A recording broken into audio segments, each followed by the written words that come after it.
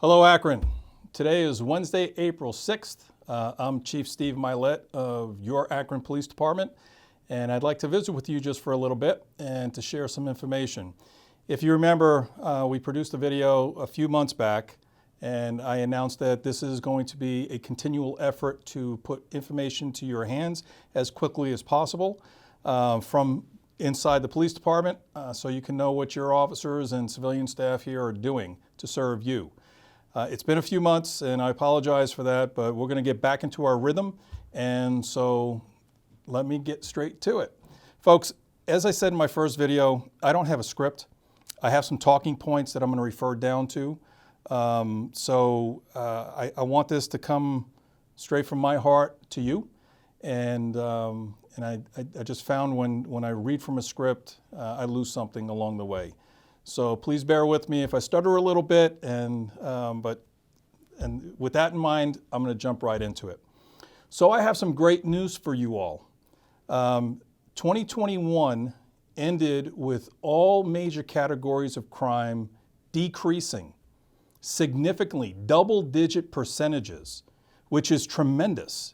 We were so pleased to see those results at the end of the year. And thus far this year, those double-digit trends continue to occur in all major categories of crime. I know it doesn't feel like it, but where we were was totally unacceptable. The bad news is it's still a little too high. It's still too high, not a little too high, it's still too high. So we have a lot of work to do. But together, we'll be able to accomplish some great things. We need you. You are the eyes and ears of this police department. The information that you share with us actually helps us solve crimes and to bring those to justice. And folks, I want to talk about that just real quick. You know, I know the criminal justice system is in dire need of repair. It is. I'll be the first one to admit it. But I will also say this, that the criminal justice system also represents for some an opportunity to reset themselves and to, get off drugs that are leading them to commit crime. So while it may seem the information that you give us may lead us to making an arrest of somebody that you care about, it may be in their best interest. It may be the thing that saves their lives. So I would encourage all of you to please continue to share the information that you've been sharing with us, because the information that you share may save a life. We're going to keep on working hard to keep on driving that crime rate down. I continually thank our phenomenal mayor, Dan Horrigan, for giving me the opportunity to lead the men and women of this police department, but also the opportunity to join this wonderful community. We feel so blessed that we're here. The heart of Akron is solid. It's solid. I see it every day as I interact with the public. And I am just, again, I'm very, very grateful to be a member of this community. During the last 8 months, I've really gotten to know the men and women of this police department, both sworn and non-sworn. And I'm going to tell you what I found thus far. And please trust the message. What I have found in the men and women of this police department, I have found people that have a passion to serve. I have found people that are looking for new and innovative ways to continue to earn your respect and your trust. They don't take it for granted.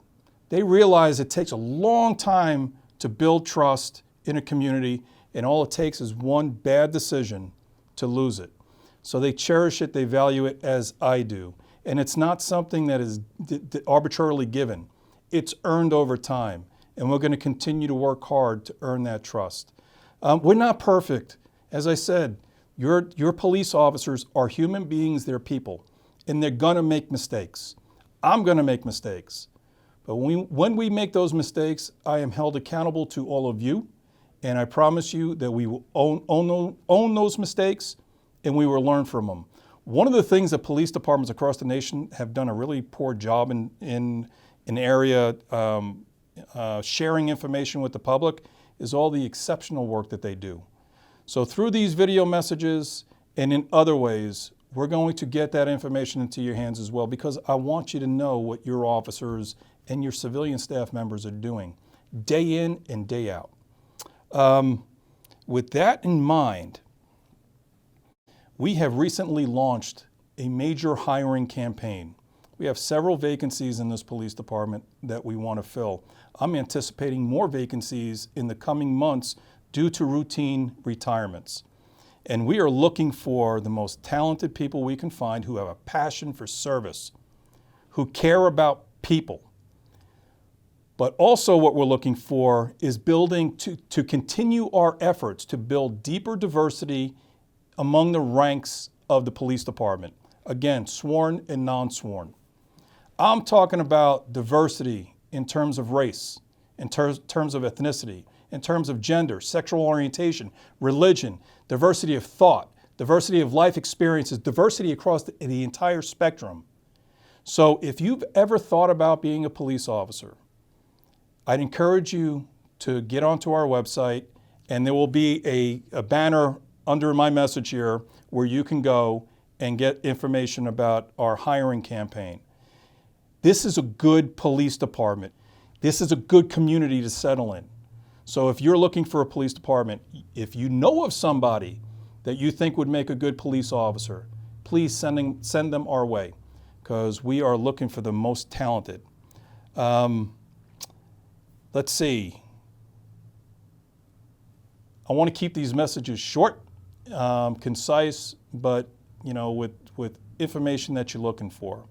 Our next message, I would ask you to please keep an eye out for sometime in May. If something happens between now and then, I promise you we will develop a message out to the community and get the information into your hands.